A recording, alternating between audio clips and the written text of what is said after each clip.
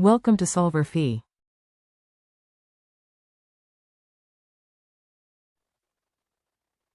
All right, here's a fun integral. We're going to integrate from -2 to 2 of x plus 3 times square root of 4 minus x squared dx.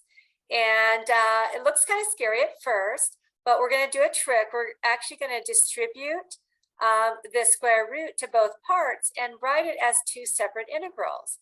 So this will be equal to the integral from -2 to 2 of x times square root of 4 minus x squared dx plus the integral from -2 to 2 times 3 times the square root of 4 minus x squared dx. So I split up the integrals after distributing the square root. Now we can solve each of these by different methods. This one will solve by use substitution, and this one we're going to solve by geometry. So this is kind of cool. We have two different ways to solve the different parts. So let's focus on the one on the left first by u sub. We'll let u be the inside of the square root, and then du dx is minus 2x. So du over minus 2x equals dx. And then we'll be able to sub in. We have to remember when we do so that we have to change our limits. Okay, so when I plug in x is -2, I get 0. And when I plug in x is 2, I also get 0.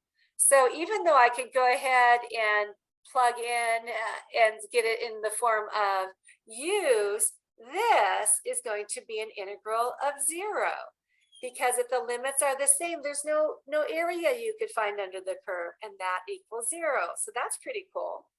So what's left then is the one with geometry. Let's figure out what this is. I'm going to write it as 3 times the integral from -2 to 2 of square root of 4 minus x squared dx. And what we can do is do a quick graph. And basically we have y equals square root of 4 minus x squared. If I square both sides, I get y squared equals 4 minus x squared. If I add x squared to both sides, I get the familiar x squared plus y squared equals 4. So that's a circle, but we're looking at just the top half of the circle. The minus half would have a minus sign in front of the square root. So this then, I'll make note here, this is our graph of the second half. The only difference if we stretch it 3 times. But the area before we stretch it 3 times is going to be 1/2 of that of a circle. So let's go ahead and do it down here. I'll change color. So basically we're going to get equal 3 times pi, 1/2 because it's a half circle. The radius is just 2. Because you can see that when I have the form of a circle, this is like 2 squared, the radius is the 2. So I will get 3 times pi over 2 times 2 squared, because my radius is 2. And this cleans up to be 6 pi. So it turns out that this whole integral just equals 6 pi. So pretty cool. Lots of like geometry in this one. Interesting stuff.